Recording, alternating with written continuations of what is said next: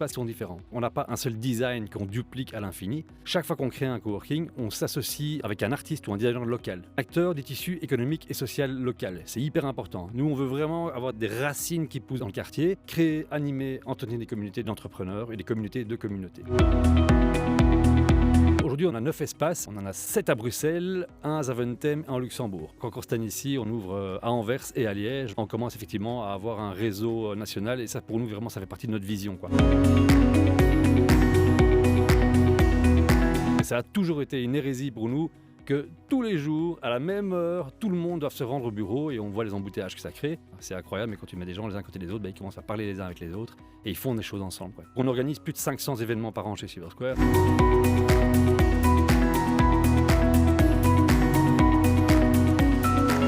Bienvenue pour votre nouvel épisode WAM Talk, votre podcast qui vous ouvre les portes de sa communauté WAM, Work and Meet. Alors à côté de moi, pour co-animer ce podcast, vous retrouvez bien entendu notre co-créateur du projet, Jonas Benadi. Salut Michel. Devant moi, j'ai Alexandre Panchon, à qui je vais laisser l'honneur de se présenter rapidement, et puis surtout répondre à ma première question classique de ce podcast. Tu as 3 minutes pour me convaincre en mode speed dating de m'arrêter chez toi en tant que coworker nomade ou de passage dans la région, parce que bien entendu, je suis muni du WAM Pass. Tu vas nous présenter Silver Square. Silver Square, ouais. Alors la particularité ici, c'est que tu ne dois pas m'en présenter un, tu dois m'en présenter plusieurs. C'est un peu injuste en fait l'histoire de cette question, mais on va quand même jouer le jeu. Donc je vais te laisser la parole pendant ces 3 petites minutes pour m'expliquer un maximum de choses de pourquoi est-ce qu'on s'arrêterait dans un Silver Square. Je m'appelle Alexandre Panchon, j'ai 46 ans. Je suis actif dans ce métier depuis 14 ans. Silver Square était un des pionniers du coworking en Belgique, en Europe.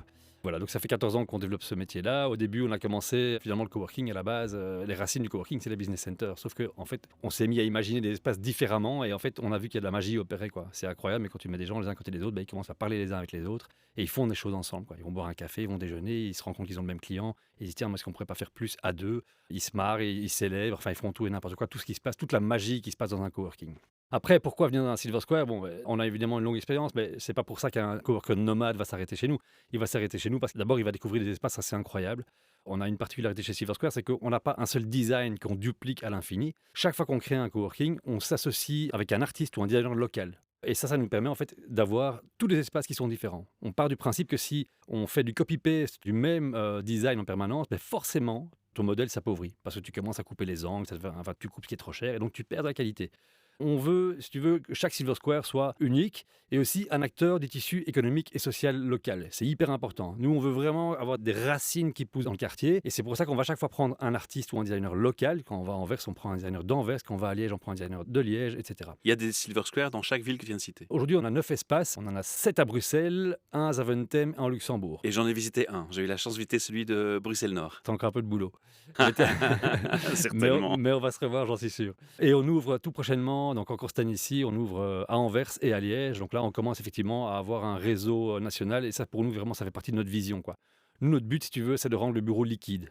Ça a toujours été une hérésie pour nous que tous les jours, à la même heure, tout le monde doit se rendre au bureau et on voit les embouteillages que ça crée. Et donc nous, on veut vraiment rendre le bureau liquide. On pense que les gens doivent aller travailler, pas là où on les oblige à aller bosser, mais là où ils ont soit besoin d'aller travailler, soit là où ils ont envie d'aller travailler. Ou des facilités. Il faut les facilités, il faut les services dans le coworking, mais il faut aussi des facilités au niveau de la mobilité, etc. Je pense que vraiment pour un travailleur nomade qui ne nous connaît pas, s'il veut d'abord tout simplement, s'il y a des passages, qui veut découvrir des espaces incroyables, qui rentre chez nous, on a vraiment des choses assez hallucinantes. On a travaillé avec Lucen de Yakuza pour le quartier nord, on a travaillé avec Lady Jane qui est une enseigne DJ pour Zaventem, on a travaillé avec Studio Christ pour Bailly, qui sont 2 filles qui faisaient des tapisseries à la base, c'est assez dingue. On travaille avec Jean-Paul Lespagnard pour Liège, on travaille avec Stéphanie Deijer pour Anvers.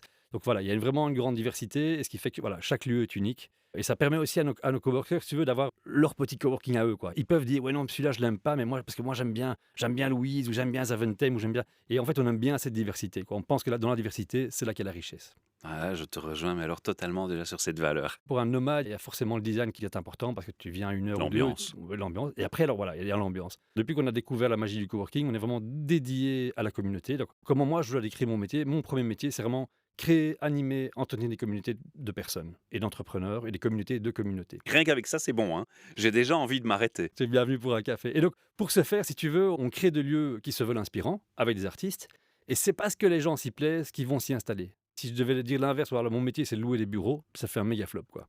On organise plus de 500 événements par an chez Silver Square. Ça peut être des petits déjeuners, des Meet Your Neighbors, des conférences qu'on appelle Entrepreneurs Get Naked, des lunch conférences, des business selfies, des after work. Il y a une diversité d'événementiels assez impressionnante. Et d'ailleurs, nos équipes sont totalement libres à ce niveau-là. Tu vois, on n'impose rien. Les équipes font ce qu'elles veulent en fonction de la communauté qu'elles ont aussi, tu vois. On a un coworking dans le quartier européen. Ce qui les intéresse là-bas, c'est de rencontrer des conférenciers qui parlent évidemment de tout ce qui se passe là-bas. Si on est à Avenue Louise, on est dans une communauté beaucoup plus entrepreneuriale. Et donc là, les gens ont envie de se connecter les uns les autres, etc. Donc là, il faut Il y a faire vraiment des des after-work. particularités, quoi. Ouais. Alors, je t'ai laissé plus de temps de parole parce qu'il faut être juste. Si tu en as plus à présenter, c'est quand même pas honnête le challenge de 3 minutes pour autant de coworking. Moi, ce qui m'interpelle beaucoup, c'est qu'on va être honnête, on a un peu échangé avant la prise de son de ce podcast. Et tu m'as dit quelque chose qui m'a beaucoup plu, c'est que tu vois pas les autres espaces comme des concurrents. Et ça correspond complètement avec l'approche positive et sensée d'aller rejoindre la communauté du Wampas. Ouais. C'est vous ne voyez pas les autres comme des concurrents. Tu peux en toucher un mot parce que moi j'aime beaucoup cette approche que tu m'expliquais de se dire on est une richesse ensemble. Ouais. Évidemment, là, on est vraiment dans la philosophie personnelle. C'est que, effectivement, on a tous été élevés dans la compétition. Tu vois, il faut écraser les autres pour être le premier. Et en fait, on le voit, on le constate, la société, elle fonctionne plus comme ça. Ça marche pas, quoi. La société actuelle, elle marche à la limite. Elle va concentrer tous les pouvoirs et tous les avoirs entre une seule et même paire de mains. Mais ça fonctionne pas et c'est impossible. Du coup, on doit vraiment changer de paradigme, quoi. On a été élevé dans la compétition et maintenant on doit faire comment est-ce qu'on va faire ensemble pour faire mieux, quoi. Et donc effectivement, ce que je te disais, c'est que, et c'est pour ça que on a d'excellentes relations avec quasiment tous les coworking en Belgique, c'est que si tous les coworking se portent bien, Silver Square se portera bien aussi, quoi. Et j'ai pas besoin d'aller drainer, vider. Non, on a déjà aidé plein de coworking parce qu'effectivement, on était assez anciens, on a une certaine taille, on va dire, on a déjà aidé plein de gens. Et on le fait avec plaisir. Et, Oui, j'ai bien vu que tu connais assez bien Anis, qui est le gestionnaire ici de notre sponsor et de Transforma où nous trouvons, on enregistre aujourd'hui. Exactement. Anis est également un des pionniers du coworking avec Ouais. nous. Et Anis, c'est un super mec et on a déjà fait pas mal de choses ensemble. Allez, donc, c'est chouette, c'est une chouette ambiance de voir ça, c'est vraiment cool et inspirant. Moi, ça me donne beaucoup d'énergie de constater ces synergies qui se créent, cette magie qui se crée entre les humains. Et moi, ça me motive vraiment. Alors, tu m'as dit quelque chose aussi dans tes 3 minutes de présentation. On veut pas qu'on se ressemble partout, de faire un copier-coller. Cependant, je crois que les activités, elles se ressemblent quand même. Il y a quand même des choses qu'on retrouve dans le Silver Square. tous nos espaces sont différents. Après, il y a un ADN il y a un Voilà, fil rouge dans l'ADN de Silver Square. c'est ce que je voulais t'amener à dire. Et, nos équipes sont très libres. On a une entreprise collaborative, donc ça c'est aussi particulier. Et ça, je pense que ça se ressent quand tu rentres chez nous. C'est-à-dire qu'on a tous les gens, nos coworking sont autonomes. Ils font ce qu'ils veulent. Je ne leur impose rien. Dans ma boîte, je ne peux même plus décider moi-même qui je vais engager. C'est les équipes qui décident. Non, mais c'est vrai, mais c'est capital. De nouveau, on est un peu dans la philosophie. Alors, après, sinon, il y a un ADN et puis il y a des choses dont on sait qu'elles sont nécessaires. Quand tu es un nouveau membre, si tu n'as pas un onboarding correct, si on ne t'explique pas comment ça marche, les imprimantes, ceci, Ça va cela, jamais les marcher. événements, la personne, elle va devoir faire tout le travail toute seule. Alors, si elle est hyper sociable, forcément, ça va aller très vite. Mais si par contre, c'est quelqu'un qui est un peu plus réservé, introverti, etc., le chemin va être long. Donc, pour favoriser l'accueil, il faut un bon onboarding. Et puis, dans la partie événementielle aussi, il y a des choses dont on sait qu'elles fonctionnent et qui sont nécessaires. Donc, les Meet Your Neighbors, rencontre tes voisins, c'est des petits événements qu'on fait. Donc, on n'est pas nombreux parce que si t'es trop nombreux, les gens sont perdus. Mais c'est des petits événements où on invite les derniers arrivants du coworking avec des membres plus anciens. Et comme ça, on les mélange ensemble, ils se mixent et directement, ils ont un début, un embryon de communauté au sein de la communauté. Et ça crée des synergies, À fond. j'imagine. Ouais, clairement. En 14 ans, j'ai déjà vu des choses mais vraiment, non, c'est hallucinant. La magie du coworking, elle est vraiment. Tu as un exemple typique que tu as envie de partager? C'est un petit aparté, une petite parenthèse, mais c'est tellement inspirant. Écoute, j'ai déjà vu beaucoup de gens qui se sont associés, qui ont créé des projets ensemble. Ah oui, donc ça génère carrément des projets en pure synergie, À de fond. co-création. À fond. Dans nos membres, si tu veux, ça va depuis le freelance indépendant jusqu'à des grosses entreprises. On a Salesforce qui s'est installé chez nous il n'y a pas tellement longtemps, donc c'est quand même 260 personnes. Donc tu vois, l'amplitude, elle est très large. On reçoit de plus en plus de demandes aussi de grosses boîtes. Mais par contre, on a des petites sociétés qui font 50%, 60%, 70% de chiffre d'affaires au sein même de la communauté, quoi. Donc ça veut dire que c'est des vrais écosystèmes dans lesquels tu peux naître et grandir. Et le premier métier qui me vient à la tête, mais si tu es un bon graphiste et que tu es un peu sociable, tu t'installes dans un coworking, C'est bingo. tu vas faire, tu rembourses ton abonnement comme une fleur. Ça, c'est ma conviction. Et on le constate tous les jours. En tant qu'on est dans les métaphores des fleurs, j'ai l'impression que tu es en train de me raconter que vous plantez des graines, vous les arrosez, vous faites bien grandir. Axel et moi, on est passionnés par l'entrepreneuriat et c'est nécessaire l'entrepreneuriat, quoi. Tu vois, les grosses boîtes n'ont plus forcément les réponses aux problématiques sociétales de notre temps. Promouvoir l'entrepreneuriat, c'est un full bataille. On a un format d'événement qui s'appelle Entrepreneurs Get Naked et donc ça, on invite des grands entrepreneurs qui viennent partager leur expérience. Donc on a eu le fondateur de Cowboy. Hier, on avait Luc Julia, le fondateur de Siri, l'outil d'intelligence artificielle de Apple. Et voilà, et donc quand ces gens-là s'expriment, ils viennent nourrir la communauté. Et toujours en arrière-plan, l'idée, c'est créer du lien, créer du lien. Bon, ça y est, tu m'as convaincu, je vais aller chercher ma carte. Moi, je l'ai déjà, en fait, je triche. On va rebondir justement sur le fait que tu parles des entrepreneurs et de ta passion d'entrepreneuriat. Tu sais qu'on a envie que nos auditeurs, après t'avoir écouté, ils aient un petit truc à remporter dans leur esprit, à y réfléchir. Tu aurais envie de donner une astuce à un entrepreneur, un conseil qui te semble assez important et incontournable? Le conseil que je donne chaque fois, c'est il faut être radical. Alors, je ne parle pas évidemment d'idées politiques. On se comprend bien. Quand on développe son projet, il faut être radical. Soyez radical parce que c'est le plus sûr moyen pour remporter un grand succès. Les gens qui développent un projet et puis qui mettent un peu d'eau dans leur vin dans tous les coins du projet, finalement, ils obtiennent un truc qui est bof. Et avec un truc qui est bof, aujourd'hui, on va nulle part. Il faut aller jusqu'au bout de ses idées et c'est... Alors oui, on va peut-être se planter en beauté, mais au moins on aurait été à fond dans son idée, on sera fier de ce qu'on a fait. On va être fier de ce qui s'est passé et on aura appris beaucoup de choses. Mais par contre, c'est aussi le plus sûr moyen d'avoir un grand succès. Voilà. Donc ça, c'est vraiment, soyez radical, n'ayez pas peur, allez jusqu'au bout, au bout de vos idées. Partagez un maximum, allez dans les coworking, pas seulement chez Silver Square, mais où vous voulez. Allez dans les coworking, rencontrez des gens, partagez vos idées, et c'est comme ça que vous allez nourrir votre projet et que vous allez réussir. Tu es hyper inspirant. Je crois que je vais te réinviter pour un autre podcast. Et comme ça, on parlera aussi de l'ouverture du nouveau Silver Square quand on en saura un peu plus sur ces 2 établissements qui vont bientôt s'ouvrir. C'est bien ça? À Liège et à Anvers, effectivement, Voilà. oui, tout à fait. Alors, je vais demander ensuite à notre ami qui est à côté de nous, à Jonas Benazzi, de nous donner un feedback sur ton espace qu'il connaît et qu'il a visité aussi, enfin tes espaces qu'il connaît et qu'il a visités.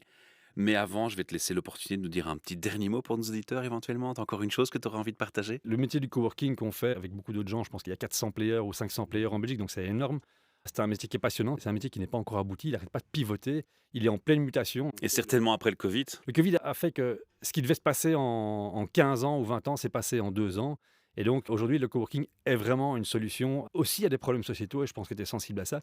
C'est bon pour l'environnement d'aller travailler près de chez soi, c'est bon pour Clairement. la mobilité, c'est Et bon les pour le entreprises réseau. qui veulent passer en full digital, en full remote, ça les intéresse aussi. À fond. Eh bien, Jonas, je me retourne de nouveau vers toi, notre feedback habituel en fin de capsule. Je vais te demander de me parler, alors ici, pas de tous les Silver Square, on va pas être malhonnête. Tu en as visité un principalement qui s'est mis en premier dans le Wampas.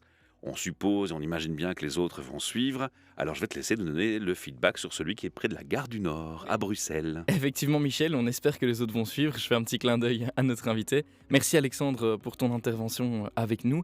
Alors, Michel, à côté de parler de l'espace de Silver Square Nord qui est formidable, il y a de quoi voir, et c'est spectaculaire, il y a de l'espace, ça c'est clair. Mais moi, ce que j'aimerais donner comme feedback ici, c'est plutôt en termes de vision. On a quand même une chaîne, 9 coworking, c'est quasiment une chaîne, bientôt pas des 11, moindres. et pas des moindres. Et on fait vivre le commerce local. Et ça, c'est important, et je crois que tous les grands groupes de coworking ne font pas ce geste-là. Et c'est une initiative à mettre en avant, je trouve. Donc merci pour ça. Et puis, on a un peu la même mission que Silver Square, quand on entend ce qu'Alexandre a à nous partager.